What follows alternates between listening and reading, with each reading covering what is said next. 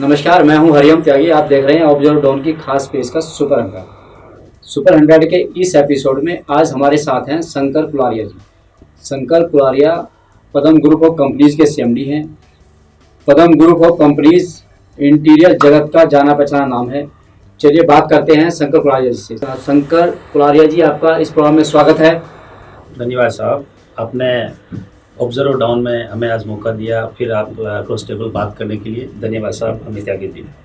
सबसे पहले कुलारिया जी, मैं जानना चाहूँगा कि आप इस व्यवसाय में कैसे आए और आपका थोड़ा सा जो फैमिली बैकग्राउंड है उसके बारे में भी आप थोड़ा सा हमारे दर्शकों को बताएं। त्यागी जी, इस फैमिली, ये हमारी जो पूरी फैमिली है, ये बिजनेस बेसिकली हमारे दादाजी ने शुरू किया हुआ था। और दादाजी के बाद में दादाजी ने छोटा रूप रखा था, लेकिन करते करते पिताजी इस पे फील्ड में आए और पिताजी ने भी थोड़ा इसको स्पेल आउट किया और थोड़ा ऊपर लेके आए। उसके बाद में उन्हें हमें इनक्रेज करते करते आज touch wood by god's grace हम आज इंडिया के अंदर with 9 state we are operating कर रहे हैं, जिसमें बॉम्बे हमारा हेड ऑफिस है। और वैसे आज हम राजस्थान से ज़्यादा बिलोंग करते हैं क्योंकि वो हमारी जन्मभूमि है। बॉम्बे हमारी कार्यभूमि है, लेकिन फिर भी हम आज इम्पोर्टेंस इक्वली इतना ही देते हैं राजस्थान को। और राजस्थान में एक बीकानेर जिले के अंदर नौखा तहसील में हमारे गांव मूलवासी हुआ है, जहां हमारा जन्म हुआ। और वहां से हम पढ़े लिखे बॉम्बे गए और बॉम्बे में आज हम इंटीरियर के अंदर एक व्यवसाय रूप में उसको स्पारू रूप दिया। और टचवुड आज जैसे आप बताया, we are one of the leading form in India today. और बेसिकली हम जैसे आप बताया कि हम व्यवसाय क्या है, हमारा स्कोप वो स्कोप है। जैसे एग्जांपल मैं बोलता हूँ, जैसे बॉम्बे का T2 एयरपोर्ट कभी आप गए होंगे, जो इंडिया का सबसे बेस्ट और बेहतरीन एयरपोर्ट है, जिसके अंदर 80% हमारा कंट्रीब्यूशन है इंटीरियर का। इस टाइप के प्रोसेस हम करते हैं।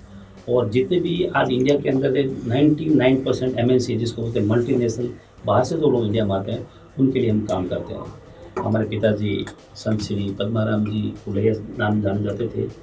संत इसलिए लगाते हैं क्योंकि उनको पिछले 3 साल पहले उन्होंने एक संत की उपाधि ली थी। भारत के उस कोटि के संतों ने आके उनको एक उपाधि दी। और उससे पहले वो गोस्वामी के नाम से जाने जाते थे। तो आज से करीब 9 साल पहले उन्होंने शायद भारत में पहली ऐसी यात्रा निकाली उन्होंने, जिनके अंदर करीब 40 या 42 दिन यात्रा निकाल के उन्होंने हर गवर्नमेंट प्रशासनिक ऑफिस को जाके बताया कि गाय का महत्व क्या है, गाय को क्यों पालना चाहिए, गाय से हमारे जीवन में क्या प्रभाव पड़ता है। उस चीज़ को लेके उन्होंने पूरी यात्रा निकाली। और उस यात्रा से व्हाट आई फील, मेरे हिसाब से हर स्टेट के अंदर लोगों ने कोशिश करी। और उसके बाद में गवर्नमेंट भी चेंज हुई और लोगों ने लगा कि नहीं, ये चीज़ सही थी। तो आई थिंक आज स्लॉटर्स मेरे हिसाब से पूरे इंडिया के काफ़ी स्लॉटर्स बंद हो चुके हैं। और वो उन्होंने अभियान चालू किया था। और पिताजी वैसे ग्रीन इंडिया के ऊपर बहुत फोकस करते थे। साथ साथ में child education, specially girls education के ऊपर बहुत फोकस करते थे। तो पिताजी की बताई हुई बातों के ऊपर हम तीनों भाई, जैसे हम सोशल वर्क पिताजी जो करते थे उसको लाइन चालू किया हुआ है, वो चाइल्ड हम मेंटेन कर रहे हैं। और बिज़नेस वैसे भी पहले भी चल रहा था, पिताजी का सेवा से आज भी चल रहा है। हम 3 भाई हैं, बड़े कानाराम जी हैं, जो बेसिकली हम दोनों को साथ लेकर चलने वाले हैं। मैं बीच में शंकर कुलारिया और मेरे छोटे धर्म हैं। ऑब्वियसली आज आई कैन से उनका आज बर्थडे भी है। तो I would thanks to everyone कि यार चलो आपने यहाँ पे मौका दिया बैठ के बताने के, और लोगों को जितने भी ये याद रहेगा कि धर्म के बर्थडे के दिन मैं आपके साथ बैठ के चाय कॉफी हुई और इंटरव्यू हुआ। तो थैंक्स फॉर दैट। और अभी हम थोड़ा दिन पहले दिनेश जी से मिले थे, तो दिनेश जी इंटरनेशनल के लिए ज़रूर नोएडा आओ, तो मिले, तो ये मौका मिला। और आज उन्होंने फ़ोन किया तो बात चली कि जरूर हम मिलें। और सौभाग्य मिला आपसे मिलने के लिए। आपके बारे में तो दिनेश जी बहुत बताते थे, तो आज चलो हम सामने रूबरू होकर हम बात करेंगे। और अगेन आपका बहुत बहुत आभार, आपने मौका दिया आपके स्टूडियो बैठ के बात करने के लिए। थैंक्स। अच्छा कुलारिया जी, एक चीज़ बताइए, जैसे इंटीरियर है, इंटीरियर बहुत वास्ट, मतलब बड़ा व्यवसाय है, बड़ा टॉपिक है, मतलब बहुत सारी चीज़ें इसमें आती हैं। तो क्योंकि हर क्लाइंट का अलग तरह की सोच होती है, अलग तरह का इंटीरियर चाहता है। तो इस चैलेंज को किस तरह से आप देखते हो और किस तरह से समस्या का सॉल्यूशन करते हो? त्यागी जी, इंटीरियर आपने सही कहा, बहुत वास्ट इतना है कि आदमी ज़िंदगी के हर मोड़, लास्ट की मोड़ तक ही सीखता जाता है।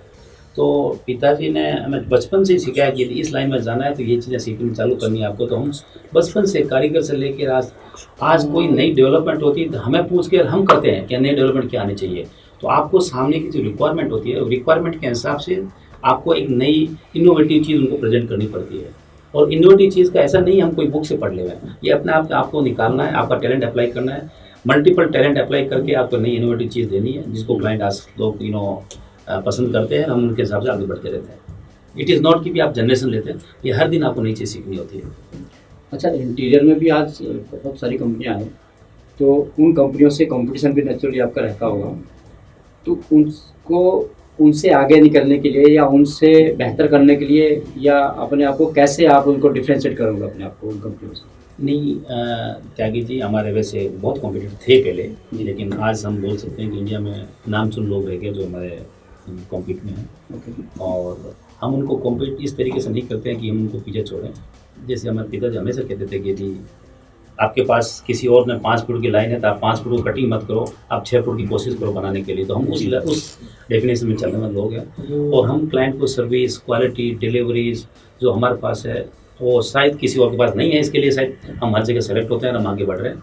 हम क्लाइंट का सर्विस को प्राइम फेस से पकड़ते हैं और प्राइम फेस के हिसाब से हम आगे बढ़ते हैं। और प्राइम फेस या सर्विस का जो पार्ट है वो हमारे इस इंडस्ट्री के लिए बहुत बड़ा मायने रखती है। तो उस हिसाब से client they preferred and India के आप नामचीन प्रोजेक्ट से बोलोगे, आज इंडिया की इंटीरियर के अंदर कई नाम आता है कि बेस्ट प्रोजेक्ट करवाना है तो पदम ऑलवेज करना टॉप है। कुछ ऐसे प्रोजेक्ट का नाम बताइए जो आपने किए हैं और जिनको करने के बाद आपको लगा हो, सेटिस्फाई होता है ना कि मैंने इतना बड़ा प्रोजेक्ट, इतना अच्छा प्रोजेक्ट। त्यागी जी 1995-96 के अंदर हम ताज ग्रुप के साथ अटैच हुए थे, ताज होटल इंडिया के। तो इंडिया के 2005 तक जितने इंडिया के ताज थे ऑलमोस्ट सब ताज के रेनोवेशन जो काम थे वो हमने किए। और वहाँ से हमको पता चला कि लोगों को, क्योंकि ताज इंडिया का एक, ताज में रहना, ताज के साथ काम करना एक बहुत बड़ी अचीवमेंट होती थी। तो उस अचीवमेंट में हमको ये लगता था कि क्योंकि वहाँ पे 5 स्टार लोग आते थे, 5 स्टार क्वालिटी डिलीवर करनी पड़ती थी, तो हमारी जो ट्यूनिंग हुई, हमारी टीम की जो ट्यूनिंग हुई वो एक 5 स्टार लेवल की ट्यूनिंग हुई है। और उस लेवल से फिर लोगों को लगा कि ताज के प्रोजेक्ट्स कौन करते हैं, वही सब 5 स्टार फिश कौन करता है, वो वेंडर हमको चाहिए। तो उसमें पदम का नाम हमेशा फर्स्ट आता था और वो हमारे किक ऑफ पॉइंट था। 95-96 में जब ताज में जुड़े थे वो हमारे कंपनी का ऑर्गेनाइज का किक ऑफ पॉइंट था। वहाँ से हम किक करते गए और अभी तो हम basically across India more than 4 million, जिसको हम 40 लाख फुट बोल सकते हैं, हर साल हम क्लाइंट्स को डिलीवर करते हैं। और we are one of the leading firm in the delivery of the projects across India. कुछ 2 या 4 ऐसे प्रोजेक्ट के नाम बताइए जो बड़े प्रोजेक्ट हैं और जिनमें आपने इंटीरियर काम किया है। हमें कुछ ऐसी चीज़ें होती है जो हम NDA साइन होते हैं, जिस क्लाइंट्स नॉन डिस्क्लोजर एग्रीमेंट होते हैं, क्लाइंट के नाम तो क्लाइंट्स का नाम नहीं बता सकते, लेकिन फिर भी मैं ओपन बता सकता हूँ। कुछ क्लाइंट्स ऐसे हैं जो इंडिया के अंदर आज की तारीख में काम कर, जैसे SCL है, हिंदुस्तान क्लाइंट है, रिलायंस अकेला है जो इंडिया का क्लाइंट है, और TCS है हमारा है जो हम कम काम करते हैं, लेकिन SCL, रिलायंस, इन्फोसिस, ये हमारे रेगुलर इंडियन जो क्लाइंट है। आई कैन से इनके साथ हमारा एग्रीमेंट नहीं होती क्योंकि इंडियन क्लाइंट्स है। फॉरेन के जो क्लाइंट होते हैं वो उनके साथ कुछ हमारा इंडिया की वजह से हम उनको डिस्क्लोज नहीं कर सकते, but these are the few clients बारे में। इंडिया के अलावा आप इंडिया के बाहर भी काम करते हैं? हमने दुबई में एक सेटअप करना चाहा था आज से करीब 8 साल पहले, but day we setup the office है, वहाँ पे थोड़ा डाउनफॉल चालू हो गया। तो हमने चाहा कि why should we go abroad. India में इतना बड़ा स्कोप है, यदि आज की डेट में we are working with in more than 3,000-4,000 people under the roof. तो हम इंडिया में यदि आपके पास लाख आदमी भी काम कर रहे हैं तो कम पड़ते हैं, इतना स्कोप है। So no need to go abroad. Okay.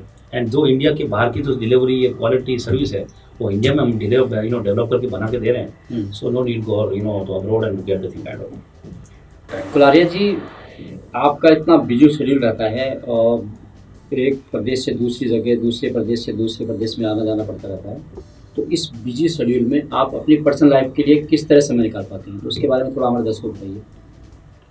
Tyagi ji, जब ये क्वेश्चन आता है तो आंसर भी मेरे लिए बहुत ऐसी पोजीशन हो जाती है, आंसर क्या दूँ।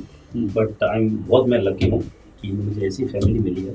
पहले तो तीनों भाई मिले, तो हमारे तीनों भाई में इतना अच्छा कोऑर्डिनेशन है कि मैं बॉम्बे हूँ तो बड़े भाई बाहर जा सकते हैं, बड़े भाई बॉम्बे में मैं बाहर जा सकता हूँ, मैं हूँ तो धर्म जा सकते हैं। तो वैसे एज ए रिस्पॉन्सिबिलिटी तीनों में से कोई बॉम्बे रहते हैं, बट उससे ज़्यादा मैं खुश नसीब हूँ, हमारी फैमिली हमें ऐसी मिली है कि हमारे बिज़नेस को सपोर्ट करने में बहुत बड़ा उनका सहयोग भी है। इसलिए क्योंकि हम बहुत ज़्यादा ट्रैवलिंग करते हैं, ट्रैवलिंग में आज घर संभालना बहुत ज़्यादा ज़रूरी है, बट हमारी फैमिली ने कभी हमें एहसास नहीं होने दिया कि हमारी एब्सेंस की इम्पोर्टेंस रही है, और वो हमें हमेशा इनक्रेज करते हैं कि भी आपका पार्ट आप देखो, हमारा पार्ट हम देखते हैं। तो जब आज के युग में यदि फैमिली आपको परिवार की तरफ से यदि आप प्रॉपर सपोर्ट मिले और आप यदि बिजनेस में कॉन्स्टेंटली कर रहे हो, I think nobody can stop you to growth. तो फैमिली का बहुत बड़ा सपोर्ट है हमें, और स्पेशली भाइयों का और परिवार का। और पिताजी हमेशा हमें, हो सकता है शायद ये पूर्वजों की हमें ऐसी आशीर्वाद मिला है कि राजस्थान के अंदर से हमारे पिताजी आज अच्छी तरह से एट 82-83 तक वो संभालते थे कि फैमिली को कैसे संभाल कर रखना है। बॉम्बे तीनों भाइयों ने मिलकर संभाला, और फैमिली ने अपना एक रोल एक बहुत पॉजिटिव वे में अदा किया, और हमने कोशिश की बिजनेस के ऊपर, तो we have reached to the level. लेकिन कभी कभी जब आज के संस्कारी, तो आज के लोग ऐसे होते हैं जो इस चीज़ को अडोप्ट नहीं करते हैं, नहीं, बट हमारी फैमिली ने, हमने इस बिज़नेस को, इस वे ऑफ वर्किंग को और सिस्टम को अच्छी तरह अडोप्ट कर लिया है। उस अडोप्ट के साथ में हम आगे बढ़ रहे हैं। कुलर जी, एक सवाल और जहन में आता है जी। कोविड-19 आने के बाद में देश और प्रदेश के ये या पूरे विश्व की बात करें तो सभी के बिजनेस में इसको डैमेज, मतलब सभी के बिजनेस को इसने डैमेज किया है। जी। कोविड में बड़ी से बड़ी कंपनियों को लॉस हुआ है। जी। तो इस ईरा के अंदर आपको भी कुछ तरह के चैलेंजेस फेस करने पड़े होंगे, करने पड़ रहे होंगे, तो वो किस तरह के चैलेंजेस थे और किस तरह से उनको आपने सॉल्व किया, जरा उसके बारे में भी दर्शकों को बताएं। नहीं, डेफिनेटली ये हमारे भारत के लिए नहीं, पूरे संसार के लिए बहुत बड़ा एक चैलेंज था, और बहुत बड़ी एक पैंडेमिक इफेक्ट थी हर एक आदमी के। ऐसा इसमें केवल इंडिया को नहीं, पूरे संसार के ऊपर था। बट जब फर्स्ट वेव आया था, ज़रूर हमें भी बहुत इफेक्ट हुआ, बिकॉज हमारे पास आज ऑर्गेनाइजेशन के अंदर में directly under the umbrella more than 6000 people काम कर रहे हैं। उनको जगह पे भेजना, जगह उनको संभालना, उनकी फैमिली को संभालना हमारे बहुत बड़ा एक चैलेंज था। बट संजय के आशीर्वाद से गिनो, या एक हमारे ऑर्गेनाइजेशन की स्ट्रेंथ गिनो, उसमें हमने लोगों को मैनेज करने में कामयाब रहे, लोगों को घर पे भेजने में कामयाब रहे, लोगों को फर्स्ट वेव ख़त्म होते तक हमको संभाला।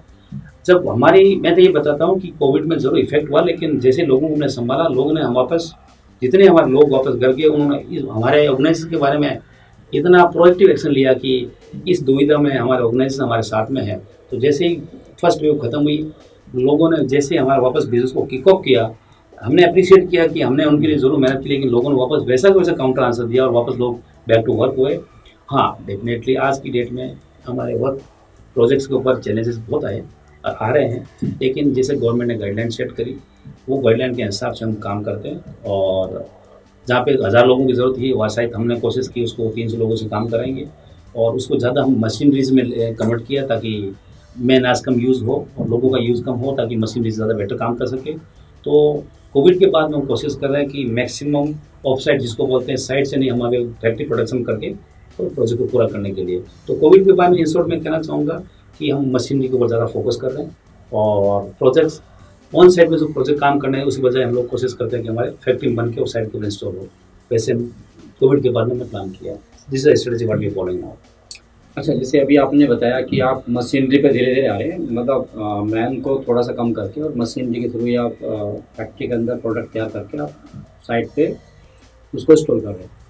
तो इसी से एक सवाल ये उठता है कि ट्रेडिशनल और टेक्नोलॉजी दोनों चीज़ों को आपने एक साथ मिला के किस तरह से मतलब नई चीज़ें बनाने की कोशिश की? जो हमारे स्किल्ड लोग थे, जो ट्रेडिशनल काम करते थे, मैं मतलब 95 में जैसे मेरे लोग पास काम करते थे, जो पिताजी के भेजे हुए लोग थे, वो आज भी हमारे पास काम करते हैं। वो पहले हाथ से काम करते थे, लेकिन उनको हमने ट्रेंड किया आज की मशीनरी को यूज़ करने के लिए। ओके। तो देख, हमारे लिए वो डबल पावर है। इसलिए पावर है क्योंकि उनको नॉलेज है कैसे करना है और पूरी मशीन से कैसे करवाना है। ये ट्रेडिशनल को और मशीन के साथ हमने मर्ज किया। वो लोग कम पढ़े लिखे होने के बावजूद भी उनके पास टैलेंट बहुत है, और टैलेंट की वजह से वो मशीनरी में इक्विप्ड हो चुके हैं। और मशीनरी से पहले 100 आदमी काम करते हैं या 1000 आदमी काम करते हैं, बजाय जो 1000 आदमी काम करते हैं आज 5000 का आउटपुट दे सकते हैं, क्योंकि वो मशीनरी की हेल्प लेते हैं। तो मशीनरी को और पुराने जो लोग ट्रेडिशनल काम करते हैं उनको हमने मर्ज किया, और एक दूसरे में जिसको रिकन्सल करने के लिए बोलते हैं, हम रिकन्सल किया ताकि दोनों एक साथ मिल के काम कर सके। और लास्ट टाइम दिनेश जी और शायद काफ़ी गेस्ट हमारे फैक्ट्री में पहुँचे भी थे, तो उनका रहना, उनका कल्चर और उनके जो एकोमोडेशन, आज भी हम ट्रेडिशन में जी रहे हैं, लेकिन काम करने का तरीका हमने केवल चेंज किया है ताकि वो हम मॉडर्नाइज कर सके। लेकिन संस्कृति जो थी हमारी, हम उसको कभी नहीं भूलेंगे, क्योंकि लोग आज की डेट में सोच रहे हैं कि संस्कृति हमारा एक शायद पीछे रहने का कारण बन सके, लेकिन हम बोलते हैं संस्कृति पीछे रहने का नहीं, संस्कृति आगे बढ़ने का कारण है। हमने यूज़ किया है, हमें पता है कि उस संस्कृति भी है। आज हमारे पास में करीब 3000 लोग हमारे संस्कृति लोग बैठे हैं, उनको पता है उनको क्या करना है, क्या करना है, ये संस्कृति सिखाती है। तो संस्कृति को साथ में लेते हुए ट्रेडिशन लोगों को साथ में लेते हो, मशीनरी का उपयोग करोगे तो it can be multifold like anything. जी कुलाल जी, कुछ एक पर्सनल क्वेश्चन है। हर इंसान को आगे बढ़ने के लिए कुछ उसकी अच्छी आदतें होती हैं, तो ऐसी कोई आपसे आपकी 3 आदतें जिनको आप समझते हो कि वो अच्छी है और जिनकी वजह से आप सफलता के चरम पे पहुँचे या सफलता में जिनका योगदान था, उसके बारे में अपने दोस्तों को बताएं तो शायद उनको अच्छा लगेगा। सबसे पहले मैं बताऊंगा कि पहला कारण जो व्हाट आई फील आज तक जो आपके बड़े परिवार में जो बताते हैं उसको एक बार आपको अमल करना चाहिए कि क्या वो बता रहे हैं उस चीज़ को आपने को उस हिसाब से आगे बढ़ना चाहिए नहीं बढ़ना चाहिए। लेकिन मैं बोलता हूँ यस, जो अपने बड़े बताते हैं हमारे ज़्यादा एक्सपीरियंस है उनमें और वो बताते हैं उस लाइन पे चलना चाहिए। जो लाइन उन्होंने बताई उस लाइन के ऊपर आपको ऑनेस्टली काम करना चाहिए। तीसरी चीज़, जो जिन्होंने आपको काम दिया है उसकी रेस्पेक्ट करनी चाहिए, ताकि जिसको बोलते हैं सर्विस, हमारा जो बिजनेस जो है वो सर्विस ओरिएंटेड है, तो हमारे क्लाइंट जो हमें काम देते हैं उनकी जो कमिटमेंट है उसके ऊपर खड़े उतरना चाहिए। So these are the 3 what you said it is required. Okay, अच्छा कुलाल जी, इस बिजनेस में जो यूथ आना चाहते हैं, जो नए लोग आना चाहते हैं इस बिजनेस के अंदर, तो उनके लिए आप क्या संदेश देना चाहेंगे? नहीं आए ज़रूर। जैसे इनिशियली आपने बताया था इंटीरियर एक वास्ट इंडस्ट्री है। इसमें आज की डेट में जो लोग हैं आई थिंक मेरे हिसाब से 20% भी लोग नहीं हैं, अभी भी 80% वैकेंसी है। और not only with the Padam group, it with every one, scope बहुत है। और ये कोविड में पिछले 1.5 साल से जो स्प्रिंग दबी हुई थी ये कभी भी वापस जंप अप करेगी। उस टाइम रिक्वायरमेंट इतनी बढ़ेगी, डेफिनेटली आप आगे आएँ। लेकिन इस इंडस्ट्री में आने से पहले आप 3 चीज़ का ज़रूर ध्यान रखें। बिना नॉलेज, बिना सर्विस और बिना गाइडेंस ये इंडस्ट्री सक्सेस नहीं हो सकती है। तो ये 3 चीज़ को ध्यान रखते हुए आप ज़रूर आगे आएँ, स्कोप बहुत है। और हम हमारे इंडस्ट्री के अंदर, हमारे पदम ग्रुप के अंदर हम कोशिश कर रहे हैं कि शायद हर साल 500-1000 लोग ये स्किल होकर निकलते हैं, ताकि कम से कम आगे जाके बिजनेस करें। तो स्कोप ह्यूज है, जितने लोग आ सकते हैं आप जरूर आएँ। अच्छा, हमने काफ़ी सवाल आपसे पूछ लिए। इसके अलावा यदि कुछ ऐसी बातें हैं या कुछ ऐसी चीज़ें हैं जो हमारे दोस्तों को बताना चाहते हैं तो बताएं। मैं ये बताना चाहूँगा कि लोग बोल रहे हैं कि कोविड वेव 1 वेव 2 अब शायद नहीं आएगा, लेकिन कोविड कभी ख़त्म होना नहीं है। कोविड के लिए ये अपनी ज़िंदगी का एक अपने को एक, जैसे आज तक जितनी बीमारियाँ आई थी या जितने पैंडेमिक आए थे हमने उनको ज़िंदगी का एक पार्ट बना लिया था, इसको भी पार्ट बना के अपने को जीना है। तो कोविड के लिए जो गाइडलाइंस गवर्नमेंट ने या WHO जो सेट कर रखी है उसको ध्यान में रखते हुए ज़रूर अपनी ज़िंदगी को जिएँ। और ऐसा नहीं कोविड के लिए जब हम घर बैठे हैं, ज़रूर काम करें। लेकिन यदि ज़रूरत नहीं है तो आप घर से कोशिश करें कि आपको बाहर जाने से कोई इफेक्ट नहीं होता तो बाहर नहीं जाएँ। और आपको लग रहा है कि हमको बिज़नेस करना है, धंधा करना है, आगे बढ़ना है, आप ज़रूर बढ़ें गाइडलाइन को फॉलो करते हुए। और वापस अमित जी मैं बता रहा हूँ त्यागी जी कि we are back to work with 90%। पहले तो हम लोग जो थे 4000 प्लस लोग जो टीम काम करती, we are back to work with 90%। और ऐसा नहीं है कि 90% कैसे कर रहे हैं, only considering the guidelines what the government has set for. तो गवर्नमेंट की गाइडलाइन करते हुए आप जरूर आगे बढ़ेंगे, बट सेम टाइम कोविड एक खतरनाक बीमारी है, खतरनाक पैंडेमिक है, इससे बहुत ध्यान से रहें। जिनके साथ बीता है उसको पता है। तो ऑलवेज गवर्नमेंट का गाइडलाइन पालन करते हुए आप आगे बढ़ें और कोशिश करें कि वापस भी should be back to normal. ये न्यू नॉर्मल होगा, एक नॉर्मल पहले था, अब ये नया नॉर्मल है। इस नया नॉर्मल के हिसाब से आगे बढ़ते हुए हम आगे बढ़ें। धन्यवाद कुलारिया जी, आप अपना कीमती समय निकालकर हमारे स्टूडियो में आए और हमारे दर्शकों को आपने अपना कीमती समय दिया और अपने एक्सपीरियंस और अपने सुझाव लोगों को तो पहुँचाएँ। शायद मुझे उम्मीद है कि हमारे दर्शकों को आपका ये इंटरव्यू बहुत पसंद आएगा। धन्यवाद आपका, बहुत बहुत धन्यवाद और उम्मीद है कि दोबारा कभी फिर मिलेंगे। आभार, बहुत बहुत धन्यवाद अमित जी और दिनेश जी आप दोनों का। साथ में राजीव बैठे हुए हैं, आप हमारे समाज के अकेला अभिनेता हैं जो करीब मैं जहाँ तक जानता हूँ 100 से ऊपर उन्होंने सक्सेस मूवियाँ दी है राजस्थानी भाषा में। जैसे आप ट्रेडिशन बता रहे थे, वैसे ये राजस्थानी भाषा की बहुत ट्रेडिशन के पीछे बहुत फाइट करते हैं। आपका बहुत बहुत आभार, आपने आपके स्टूडियो आने का मौका दिया और आप भी हमारे साथ टाइम निकाला। कभी बॉम्बे आना है तो जरूर आप प्लीज़ पधारें और यू विल बी वेलकम।